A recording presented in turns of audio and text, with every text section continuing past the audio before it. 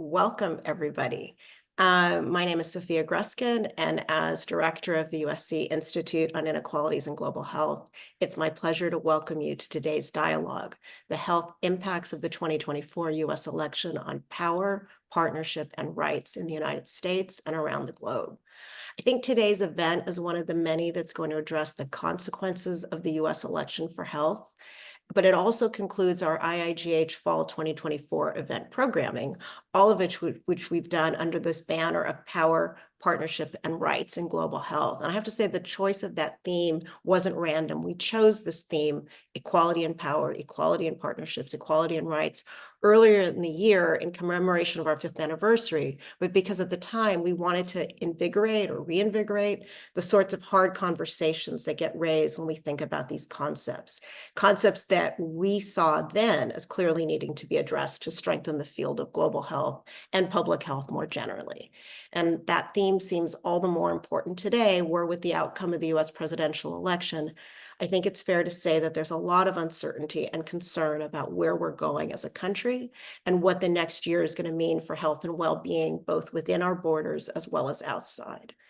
And that calls not only for honest conversations and information sharing, but also for strategizing and learning from one another. And so that we can all do from our various places and positions all we can to ensure that public health, or the public's health, as Nancy Krieger would say, is not further eroded, but strengthened no matter what the challenges ahead.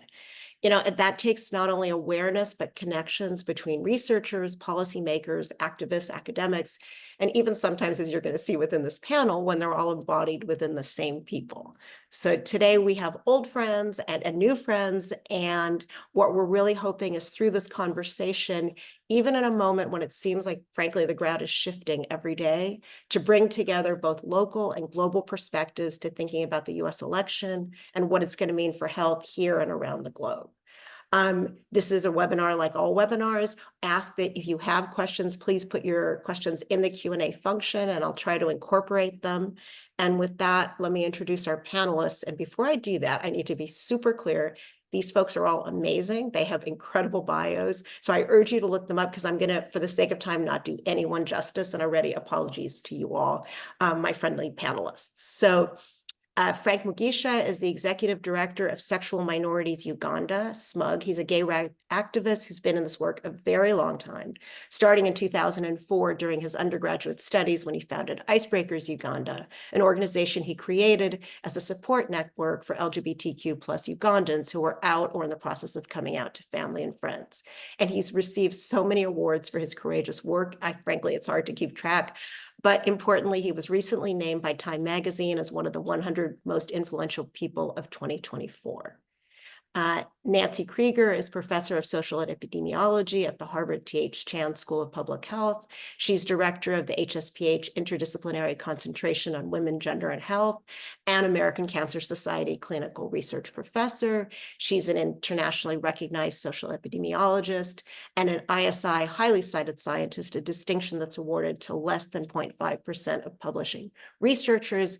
And in 2023, she was the recipient of the Sedgwick Memorial Medal for Distinguished Service in Public Health by the American Public Health Association.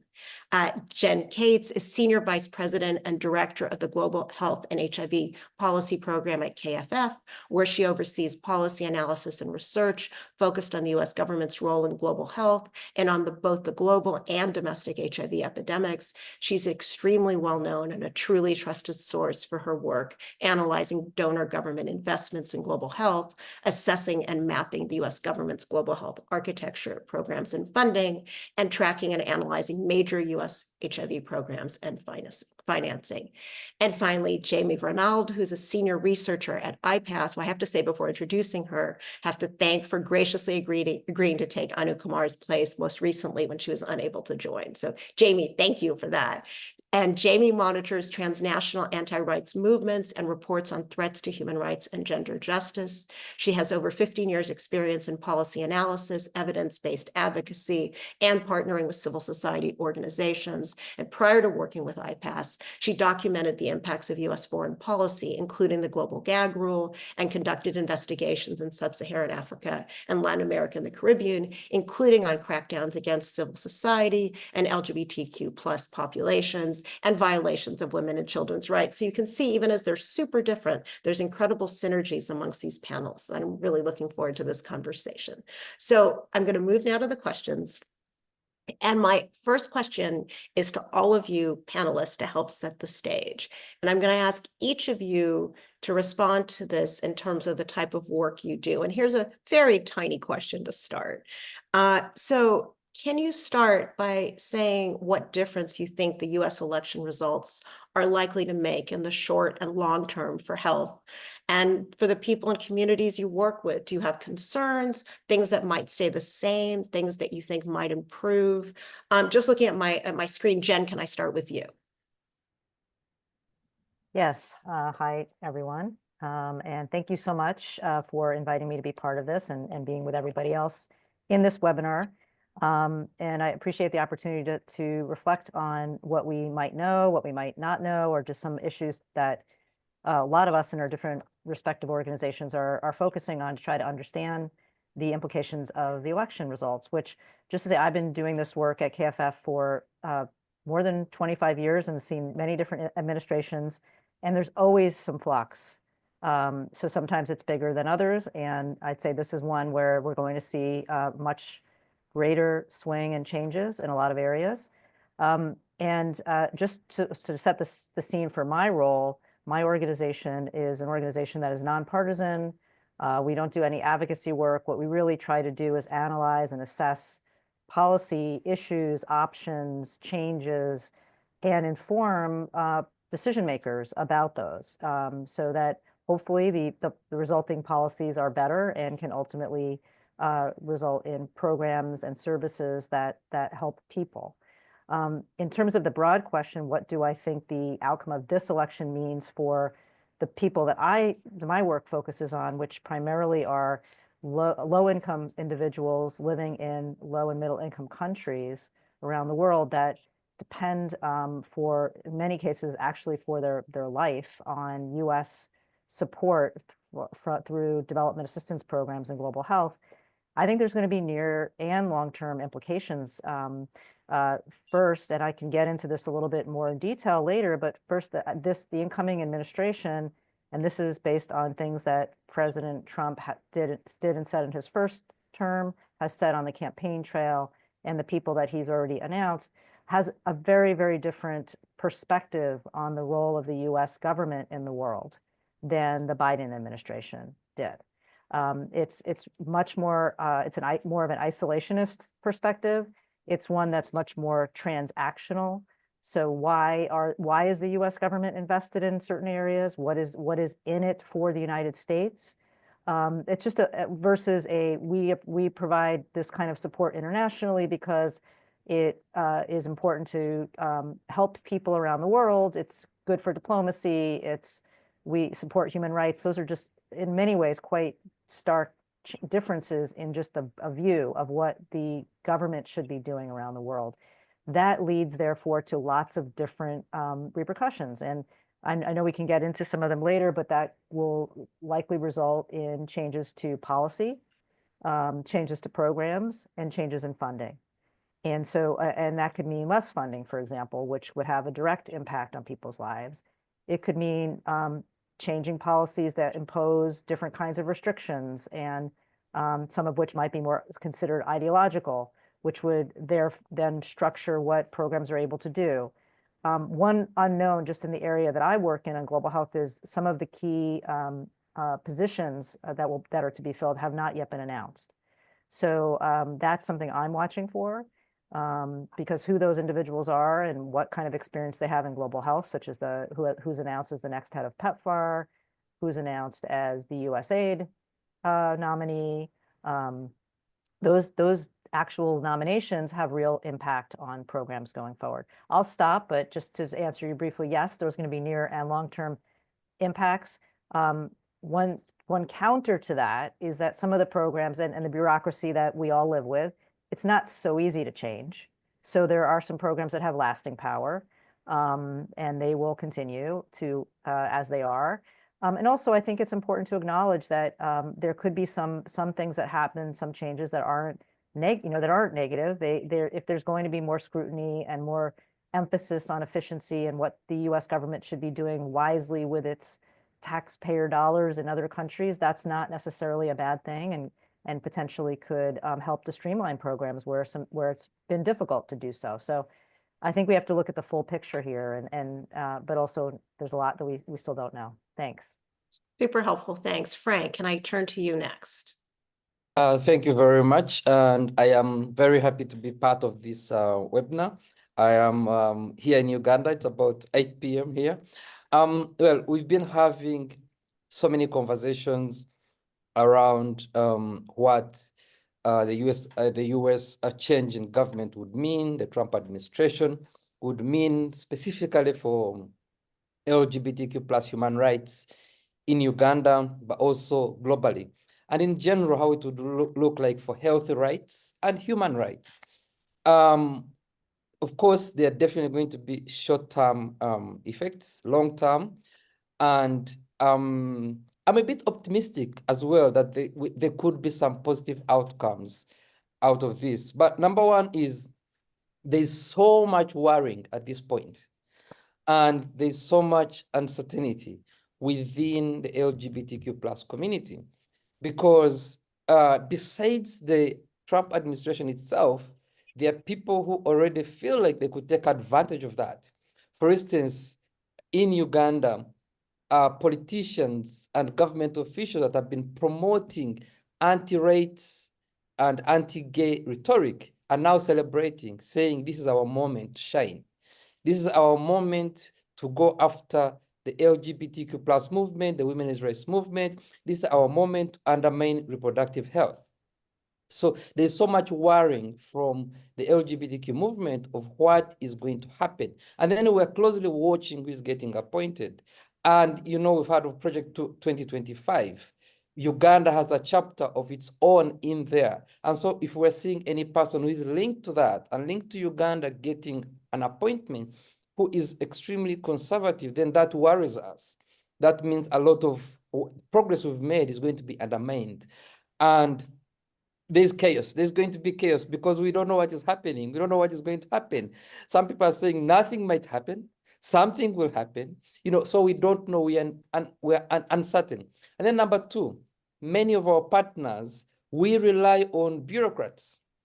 We've worked with many of the bureaucrats for a very long time, and many of them are announcing resignations, or they are leaving, or they are going to be in positions where they are not anymore. And so as advocates, especially in Africa and other parts of the global south, we rely on these bureaucrats to help us amplify our voices or steer us in the right direction of what to ask for from the US government or to work with. So if they are not there anymore, then the doors are closed. So there is no entry towards the administration. So we worry about that. And now creating new partners is going to be very difficult. And if the administration is not going to be very supportive to LGBTQ human rights, then that becomes very difficult to work with. And then, I have so many, but I'll try to summarize them. And then another issue would be that our partners, civil society partners that we rely on abroad are going to be under attack potentially, working on their own domestic issues to come and work with us. So we worry about that so much, that our partners are going to be facing so many domestic issues within their own country that they won't be able to come to work with us. And then finally, I wanted to talk about funding. Even before the Trump administration, PEPFAR has been under attack by conservative groups who, in fact, there was a letter that was written and some members of parliament from my own country signed on saying PEPFAR should stop funding in Africa because PEPFAR is promoting abortion and other conservative issues. So right now, I believe if this letter came up within this administration, and we've heard during Trump's campaign saying, why are we funding externally? Why don't we keep funds here? So that worries us. We see that there might be reduced funding, but maybe the positive part I see is that we might have to rethink on how we continue working on health rights without necessarily relying on governments. And funding is not only being reduced in the US, the Netherlands just announced that they will reduce funding to health. There are many conservative ideologies coming up, but also as a movement, how do we also come together and work as a cross-cutting movement and focus on all issues affecting women, LGBTQ, and reproductive health? Because if you can see that all these conservative governments come into place are attacking these particular communities, the trans community, LGBTQ, women's rights, and reproductive health. So I think the outcome might be a stronger cross-cutting movement that we see in the end, but also long-term. I know there are some, we've been looking at this, that some partners that already have long-term funding that might not get affected. But what happens by the end of the 4 years? That means there's no renewed funding. I'll stop there. Thank you. Thank you for that. Jamie, let me turn to you. Thanks so much. And honestly, I'm gonna echo a bit and pull from what Jen and Frank have already said, but I first and foremost, I work for an organization, IPAS, that works globally to advance reproductive justice, and that's through expansion of access to abortion and contraception. So that's, unlike Jen and KFF, that is where I'm coming from. And frankly, I sit to help explain sort of my role here on the panel today, and my role within IPAS is I sit within our policy and advocacy department. And a big part of my job is looking at how transnational anti-gender, anti-rights movements interact globally, how they affect, like Frank was saying, policies in country, and frankly, how that is having a worldwide impact on human rights and has ramped up since before the last Trump administration and during the Biden administration, separately from who's in power in the United States. Picking up on Frank's point about what we're already seeing in terms of short-term impacts, and what I'm hoping to get to a bit later is the policies that we know that are going to be coming within likely the first week of the Trump administration, which is on one hand, the global gag rule, also known as the Mexico City policy, also known as protecting life and global health assistance, that attaches to US funding. And I'm sure Jen and others might get into that a bit, but that's one policy that we are already seeing being implemented, even though it's not in place. That we've heard from our IPAS colleagues in several countries that they're receiving communications about it, even though it's not there yet. So that's just getting to a bit the fear that we're seeing based on what could happen, and frankly, a bit of hysteria, but unfortunately, we have to deal with it now. The second policy/framework is the Geneva Consensus Declaration and what that's going to be doing. And I'm just going to make my remarks a little bit more about our concerns for multilateral spaces and how the Geneva Consensus pits a pro-sovereignty, anti-abortion, anti-LGBTQ narrative against basically any human rights since the late 1940s. So that's another concern that we have right away, as well as the defunding of UNFPA that comes pretty automatically with a Republican administration. And finally, my main concerns are really around the fact that the world looks different from what it did 4 to 8 years ago. Frank already talked about other governments that have cut funding, who have experienced their own far-right slides, the Netherlands, Sweden, but also, frankly, authoritarian governments that have come to power and who Trump has been on the global stage with at conservative conferences like CPAC in the last few months. From Argentina to Hungary to Indonesia, we're going to see much more of this coordinated body, perhaps, and this is where I might get into theorizing, but likely under the auspices of the Geneva Consensus Declaration, since should the US rejoin, which we are pretty sure will happen based on Marco Rubio, who is now the Senate nominee, being a champion of the GCD, the Geneva Consensus Declaration, that will bring 40 countries up to that body that might be a new negotiating bloc in spaces like the UN. So really just concerned about what this administration will mean for this pro-sovereignty, anti-multilateralist narrative, challenging the rights of SOGI populations, of LGBTQ populations, of SRHR, but even more specifically, continued attacks that we've seen in the last 8 years around the word gender itself in resolutions to tackle issues around gender equality, multiple and intersecting forms of discrimination. So that's just one area where we're really concerned, and that we've seen it echoed by those that Trump is surrounding himself with, as well as in what Frank was already alluding to, Heritage Foundation's Project 2025. So those are some of the key frameworks that we're concerned about that are going to be playing out on the global stage in a year where, you know, this is Beijing plus 30. A lot of commitments are supposed to be made. So those are some of those concerns there, as well as what I mentioned of that already implementation of policies that aren't even in place yet. And just ending with that, I wanted to echo what Frank said about some of the concerns about in-country people who are lauding this new presidency and administration. We've already heard in Kenya as well, you know, new bills that are coming up that are very much like the Uganda bill, what we're seeing in Ghana, and this desire to push through a lot of anti-LGBTQ, anti-contraception, a lot of misinformation as well around SRHR that's being pushed online digitally. So a lot of different factors that are swirling. Right. Thank you. Nancy, can I turn to you? Sure. And I think I'll take a slightly different approach, being a US-based person who is very aware at the same time of the impact of the US globally and always with concerns around solidarity. So I'll first start that actually my big concerns are about the impacts on health of both people on this planet.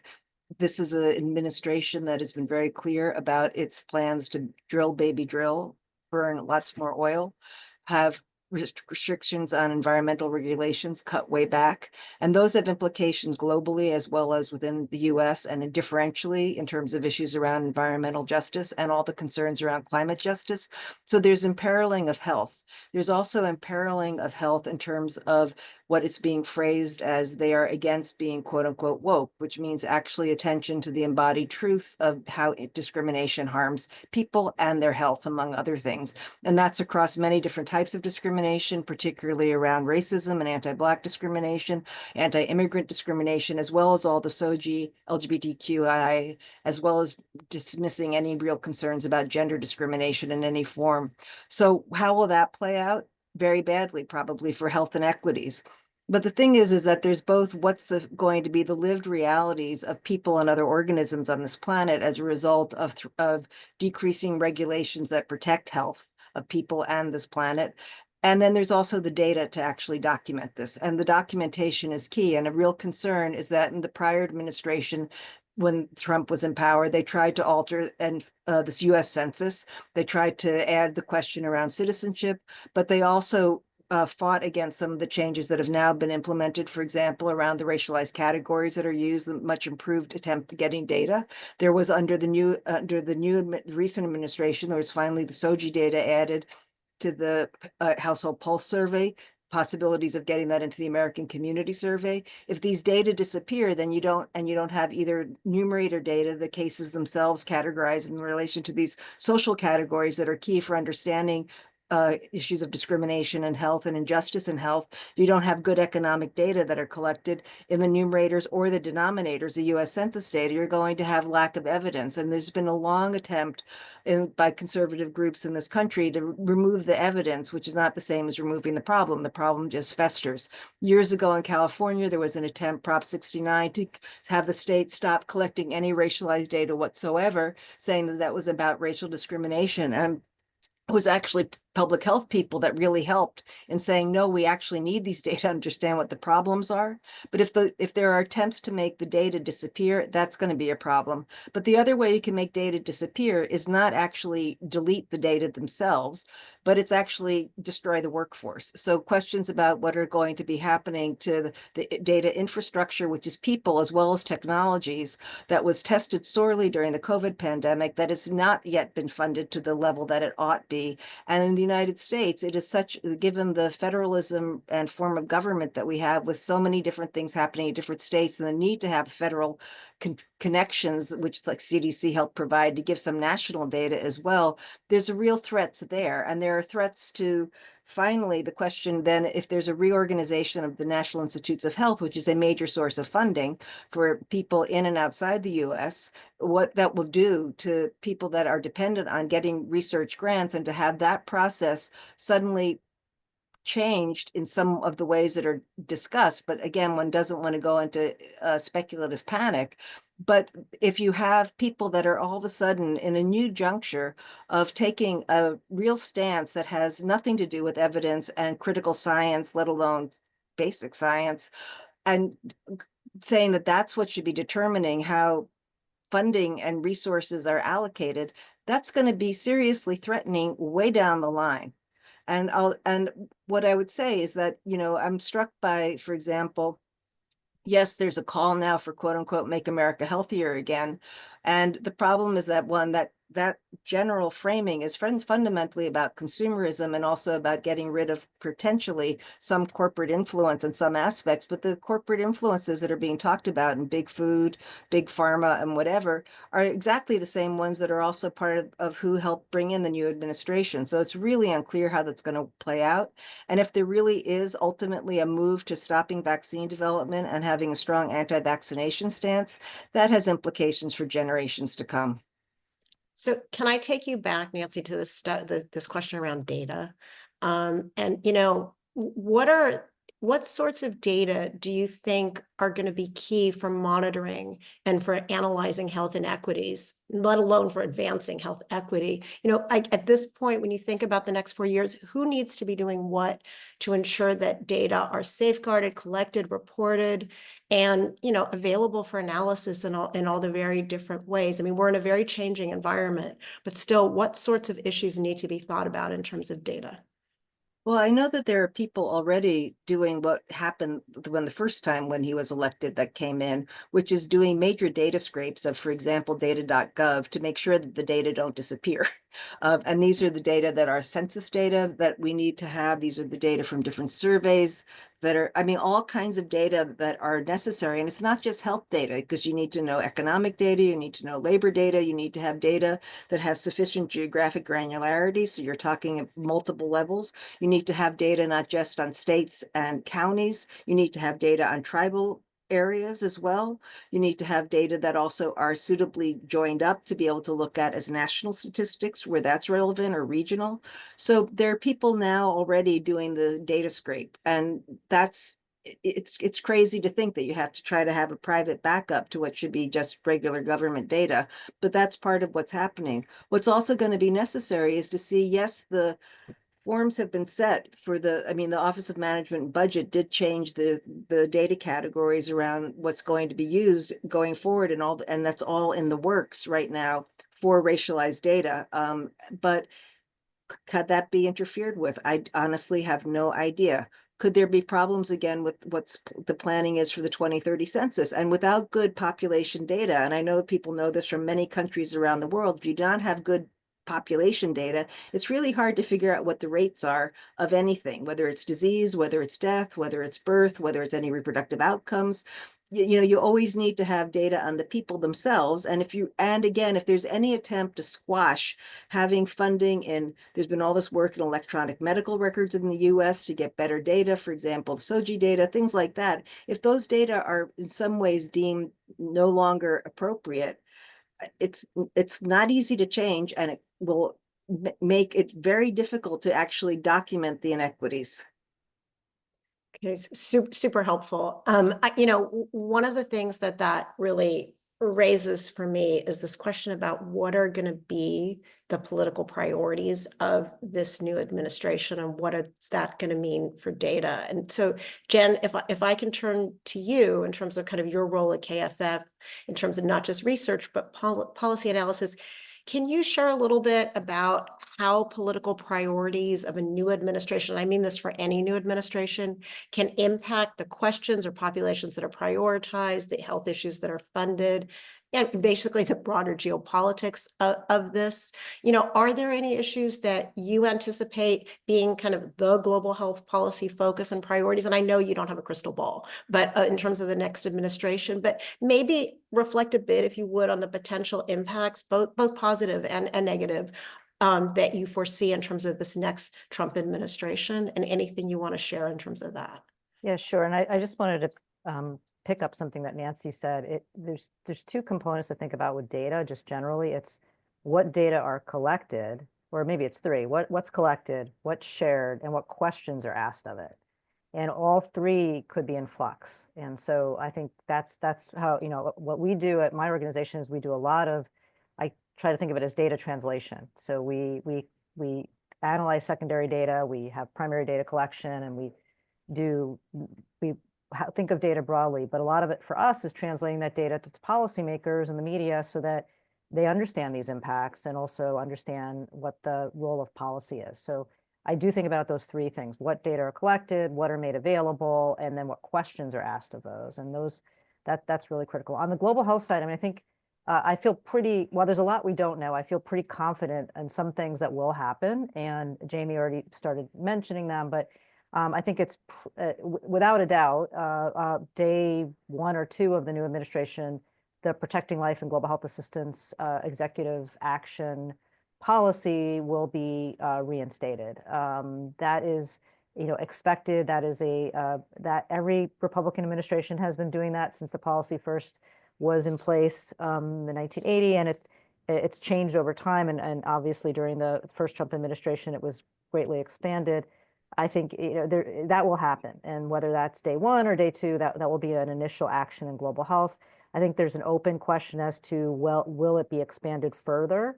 And that is a possibility, that policy that basically says that any U.S. Any organization, NGO that receives U.S. Global health assistance has to assure that they, or unless they're, that any foreign NGO that receives U.S. global health assistance directly or indirectly can't support abortion or advocate for, and a whole range of other things on abortion, even though U.S. law actually doesn't allow funding abortion at all. But that policy we put in place, and it could be expanded to cover more than global health. It could be expanded to cover more than foreign NGOs. So that's something to look for early on. I think without a doubt, there's going to be, as I mentioned earlier, greater scrutiny of U.S. Funding and engagement with international organizations, and a couple that I will just point out will likely feel this right immediately. UNFPA, which has in many Republican administrations not been funded, basically. So that's the part of the UN that supports sexual and reproductive health, but also broader issues. It's not just sexual and reproductive health, but some population health, kids stuff. That UN organization that the U.S. has supported since it was created will almost certainly not be funded by the U.S. government anymore. There's Congress cut that funding off, and the president will have the executive authority to not provide any funding to it, even if Congress appropriates money. So that will very certainly happen. I think it is very likely that the Trump administration will begin the process again of withdrawing from the WHO, which it had done in his first administration and kind of ran out of time. And by the time it needs about a year to actually go forward, and that time ran out, and the Biden administration stopped that process. But I don't see, I mean, either that's going to be a step that they take, or they might say, we're going to demand various reforms from WHO. But those are some things that will definitely happen. I think there's going to be maybe some looking at some other international organizations just to assess, do these align with U.S. interests? Do we want to continue to support them? There's going to be more heavy scrutiny of PEPFAR. PEPFAR historically was a bipartisan program, has had a lot of support, but in recent years, it's some of the political issues that have plagued the program where that usually it could withstand. I think that's part of it, but I think even putting some of that aside, there's been a fatigue among many members of Congress who are saying, wait a minute, this program looks, not that this is exactly the case, but this program looks very much like it did 20 years ago.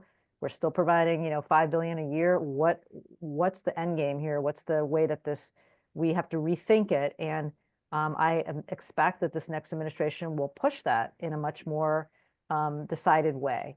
And so I think we could look for those things. I think there'll be a much more, and Jamie mentioned this, will be a big emphasis on family and on family units, and not as a main way to organize a lot of the U.S.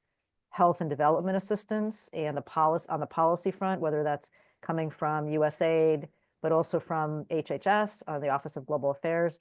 So these are things that happened in the last administration, and I think we pretty confident to expect them again. I think the unanswered questions are, how much further will they go with these policies? They've had a lot of time to prepare them, to think about them, and worked through some of the challenges. So those are some givens. But on many other things, we don't know. There's international institutions like the Global Fund and Gavi that have had pretty good bipartisan support on the Hill, Republicans and Democrats. They are not UN organizations. They have sort of proven results and track records. Maybe, they'll be thought of differently. So, those are just unknowns. Lastly, I'll just say that I very much expect that the next administration, the Trump administration, is not going to be a big fan of international treaties, whether that's a pandemic treaty, and just international cooperation. The view I think that they bring to the table is, what's in it for us? The U.S. is the largest funder. The U.S. is as really almost a normative agent unto itself. The U.S. gives a lot, but what does it get back? And I think that's going to be a common refrain. And then the last thing on the funding side, I think people know this, but the president can propose a budget to Congress. Congress appropriates the money, and there's bipartisan support in the House and the Senate for several of the global health and development programs. But there's a lot of fiscal hawks. There's a lot of members of Congress, increasingly so, who don't have history with these programs and are questioning the amount of funding. So there will be, I think, a downward pressure on funding, and that we should be prepared to kind of, see what that might mean and where those cuts might come outside of what I mentioned already, UNFPA and maybe WHO. So. Thanks for that. And that Jamie, I want to turn to you based on some of the issues that Jen just was talking about. If you think about the changes that you anticipate in sexual and reproductive health and rights generally, I'm thinking about IPASS's mission of seeking to expand abortion access, but more broadly also, what are the things that you think need to be prioritized for sexual and reproductive health and rights in the current moment? What are the sorts of issues we really need to be thinking about and talking about to be sure that a lot of the hard-won gains are not lost, right? Thanks. And I did want to pick up on some of the things that Jen had mentioned about, PLGHA coming back, the global gag rule coming back with the defunding of UNFPA. And those disruptions are, like you say, Sophia, beyond abortion. The last time the global gag rule was in place, you had commodity disruptions for contraception. So not only those failures of getting things from point A to point B for issues beyond abortion, but also service delivery disruptions for adolescent and youth, for other vulnerable populations, LGBTQ populations. So we're concerned about programming for different groups of folks who are seeking care, point blank, and how we can have that continue. And one of the things we've been doing since the election is trying to educate a lot about what should continue to happen when the global gag rule comes back, to just ensure basic service delivery, to ensure that there's not this over-implementation, and for other donor governments who are trying to enact programs to understand how they need to educate their service delivery partners, their civil society partners, so that there's not this mad rush to over-implement, and then also to make sure that their conversations continue. Again, what we saw last time is, because IPASS is the abortion organization, we show up in a room and people don't want to talk to us. And that's happened not only under the Trump administration, but in the Bush years as well. So how to continue having conversations about access beyond abortion care, but also for post-abortion care to continue, right? The narratives that we've seen in the last few years around abortion and miscarriage are one is not the other, and so on. And it's just how you continue to having service providers know what they can and cannot do, and continue providing services so that people don't die when they show up to hospital, or who are too afraid to show up to hospital. Unfortunately, that's just no longer the case in the countries where we work. We work in over 20 countries internationally, but also in the US. We're seeing these reports come out of Texas and other places. So a big part of what we want to do is educate so things can continue to work when there is US government funding, but also to push donors to acknowledge that that we know that there's going to be this UNFPA gap to fill, that we know that there's going to be gaps for certain organizations. IPAS does not and does not accept US funding, but some of our partners do. So how can we make sure that they get the funding they receive if they choose not to receive US funds any longer? And also to understand that that's a horrible choice to put an organization in. Some of the organizations we work with receive 70 to 80% of US funding. They can't make the choice to not accept that. So how can we all continue to work together, knowing that this is going to be at least the next 4 years, but like I said, not over-implement. And again, another thing that we're hoping to push in this moment is, I spoke a little bit about the multilateral system. In the last, like I mentioned, the last 4 to 8 years, there's been a lot of that push Jen mentioned of, the family unit, but unfortunately, the family that's being promoted in a lot of these spaces is a very limited view of the family that frankly is based on values that are not inclusive or diverse or realistic of what families look like in all parts of the world that are multi-generational, that are LGBTQ, that are single parent. And how do we also start to navigate that now and get ahead of it now so that people can continue living and being able to receive funding to do some of the work that might be coming through in these new renamed, whether it's agencies or special appointments that we're going to be seeing, so that it's not so binary. So those are a few things that we're looking at moving forward, and we're hoping to continue pushing through education with our donors and our partners. Thanks for that. You mentioned all LGBTQ populations. So Frank, I kind of want to turn to you here. The US has been helpful in supporting the rights and health of LGBTQ plus populations in many places, including Uganda, under the current and some of the previous administrations. But the US also has a long history of exporting more restrictive and harmful laws and policies to other parts of the world. And, partnerships, the concept of international solidarity, are something that I think we've all understood to be key to advancing health and rights for many populations, but for LGBTQ populations specifically. Are you rethinking how best to support the health and rights of LGBTQ plus populations? And I mean in Uganda, but not only in Uganda, in the US, across the world, over the next few years.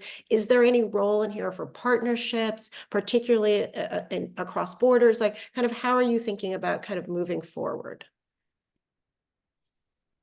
Sorry, No I keep worries.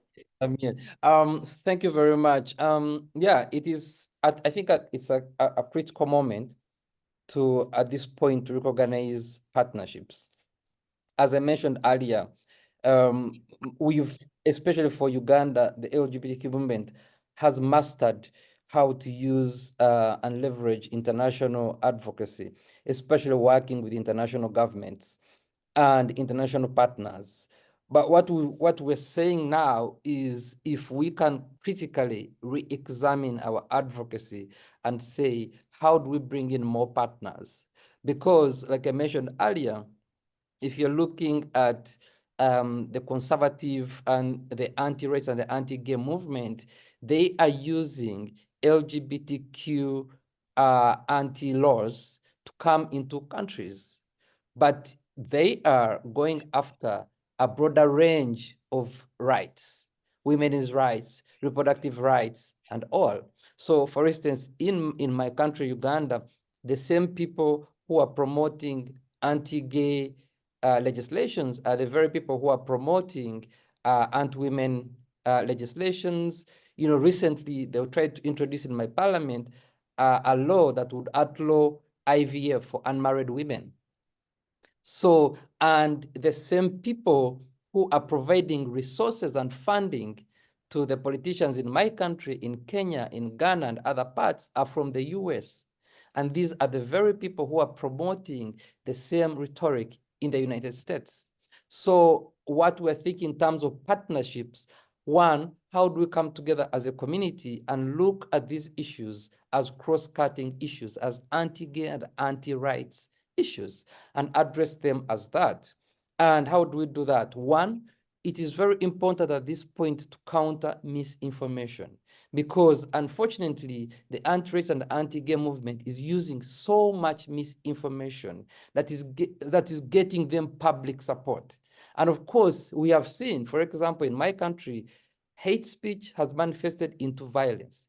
Misinformation has manifested into legislation. And in some countries, we're seeing misinformation, populism, and conservative ideologies are manifesting into policy and election of leaders.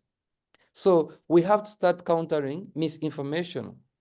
And then number two, holding accountable those who are exporting the misinformation and the hatred. There are many avenues, there are many policies that we can look at and re-examine and say, can we use legislation? Can we use policies? And I know that in the coming years, we're going to start seeing funding that is coming to Africa being restricted and saying, well, if we're giving you funding on health, you can't work on these issues. Whereas in the past, it was, we're giving you funding, you have to be diverse and inclusive. We're going to see some of those, disappearing. And so we have to start examining, but also we have to start holding accountable the big tech and the big farmers. Big farmers have a responsibility to play, and big techs have a responsibility to play in spreading of this information as well. So I think for me, that's where I'm seeing that the global network, a cross-cutting global network that focuses on these areas comes in of much importance at this point. Thank you.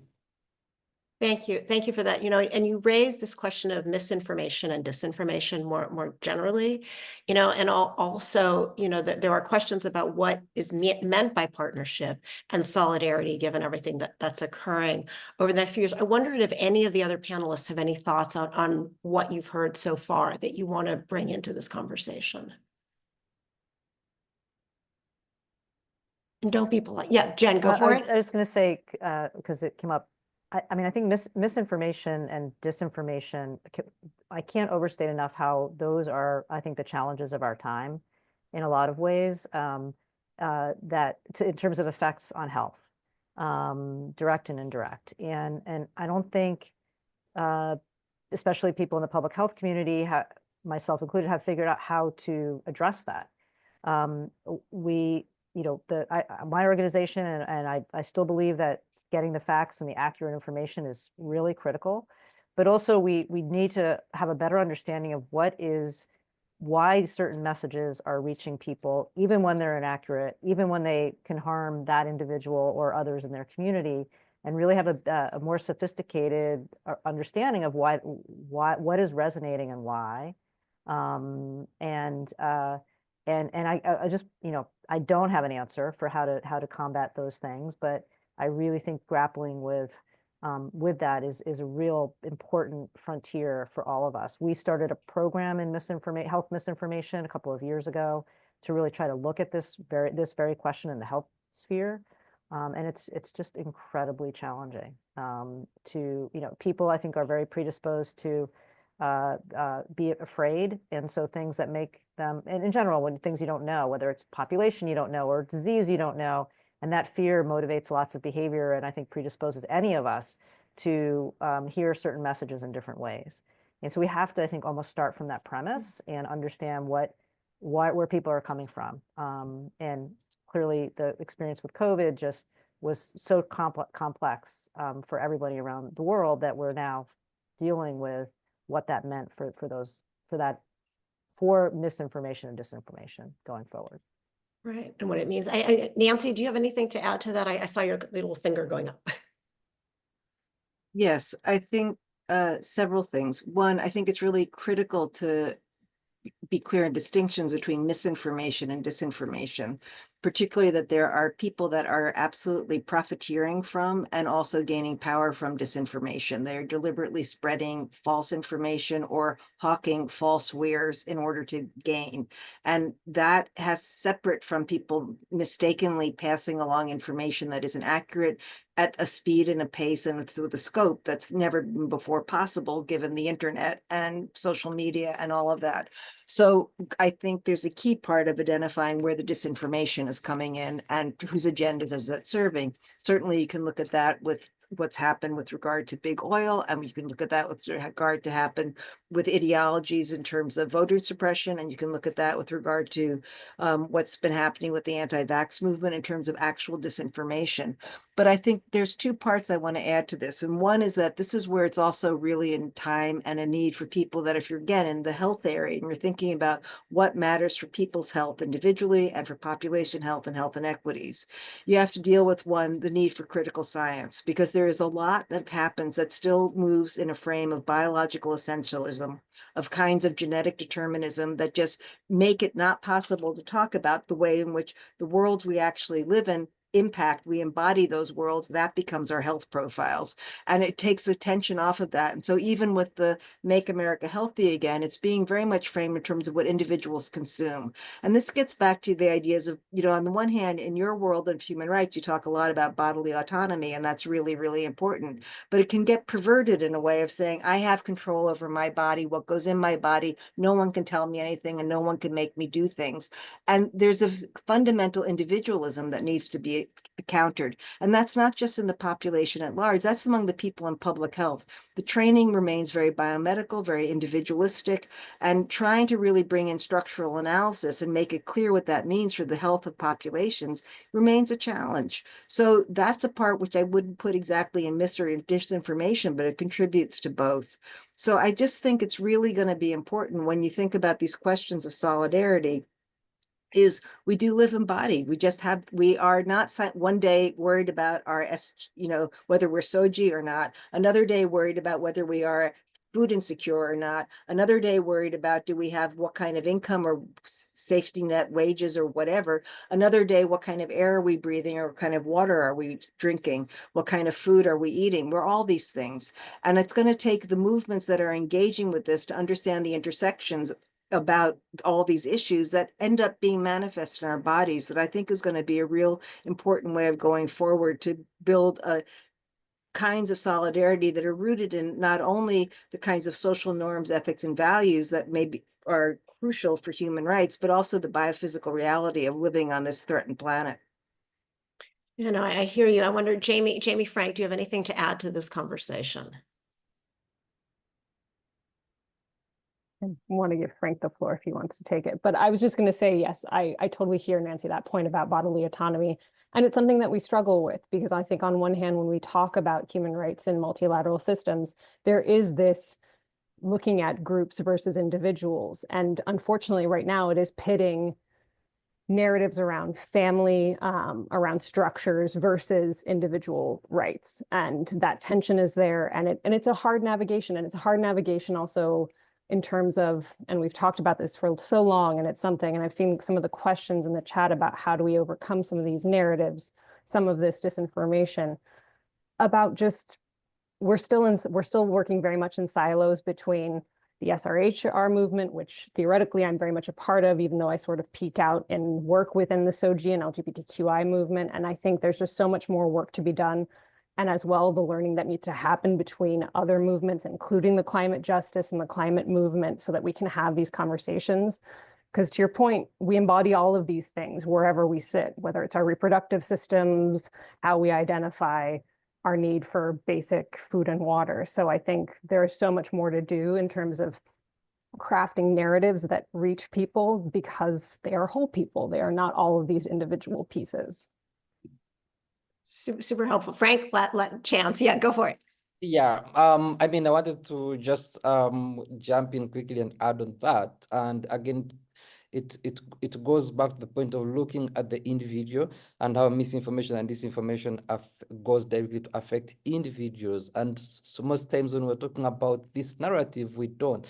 And the only way we can counter that as well is creating narratives that support the individual. For instance, way back, even when PEPFAR was just formed, we had many many anti-LGBTQ and anti-rights religious leaders fighting against PEPFAR and saying that we cannot have strategies in Africa that address abstinence, be faithful, and use condoms, because the misinformation was then that the strategy of ABC spreads more HIV and AIDS because condoms are promoting promiscuity.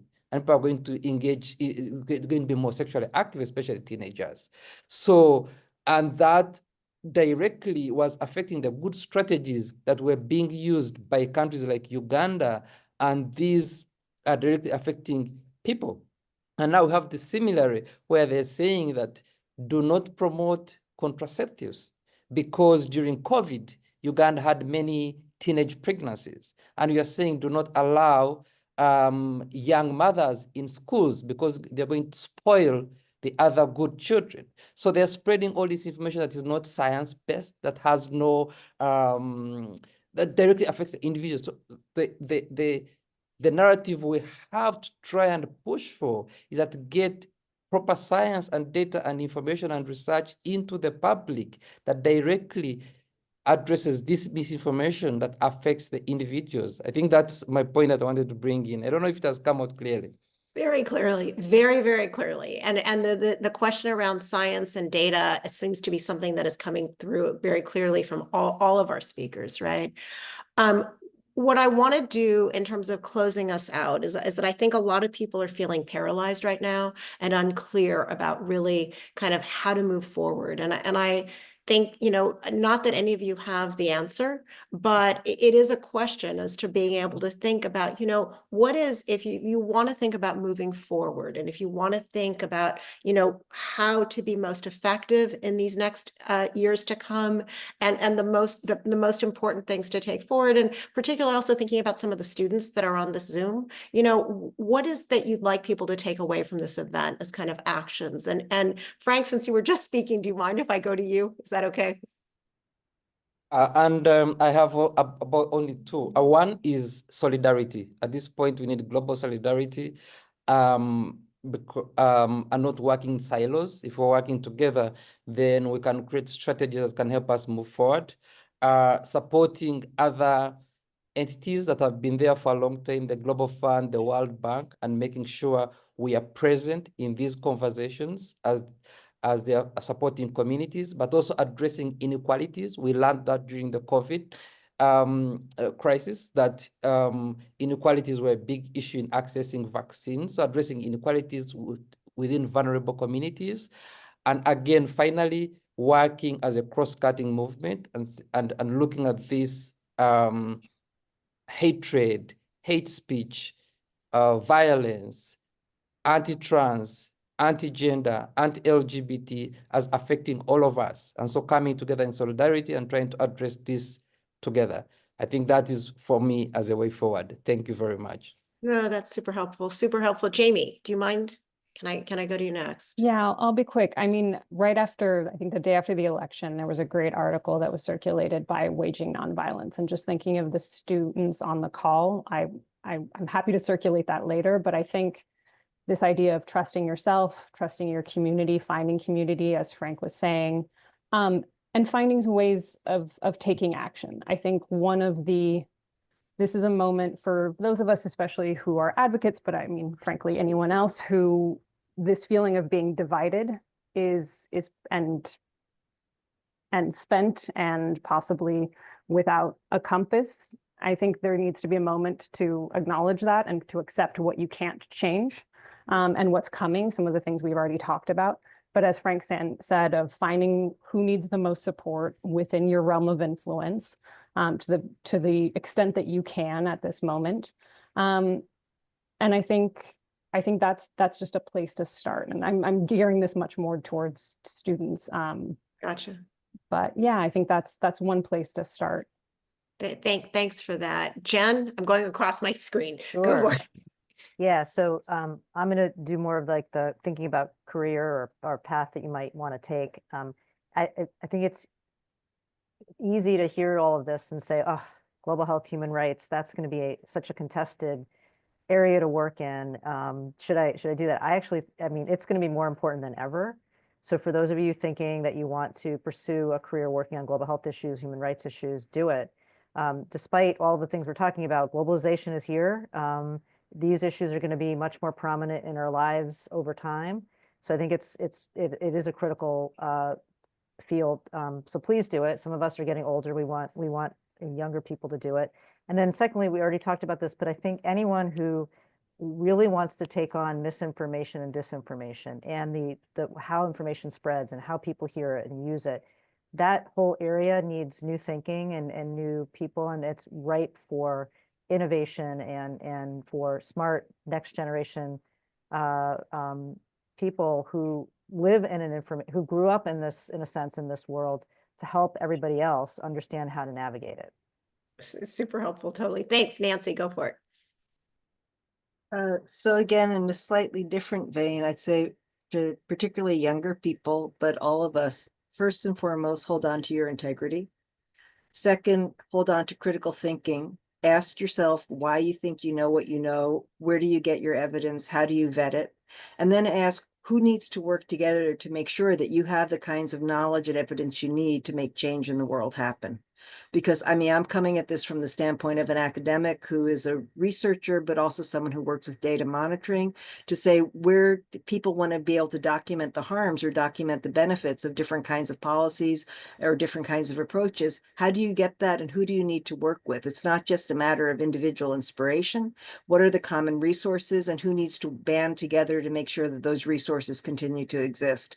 And who needs to innovate and go beyond what currently exists? So I frame it in a very practical, possibly quote unquote pragmatic way, but it's based deeply in strategies that are around social change for economic and social justice, and above all, health justice in this particular frame that is global in nature. And that means there's no shortcuts on that one. So it requires the solidarity that everyone is talking about. But again, thinking about the fact that we do not have planet B. So we're on this planet A together, and we being us humans and lots of other species. And it's got to be work taken up in that spirit, and taken up in that spirit of understanding interconnections and who benefits from the destruction of interconnections, who profiteers off of that, and changing that as well. Thanks for that. I mean, honestly, thanks to all of you. This has been an incredibly motivating, thought-provoking discussion. I mean, you're really amazing panelists, and I'm incredibly grateful to all of you, and I'm sure that the audience is incredibly grateful. So thank you, and thank you to all of you who have come to join today's event. We ran just a little bit over.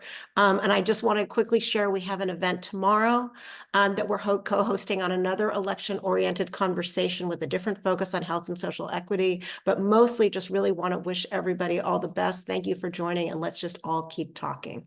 Take good care, everybody. All right, bye.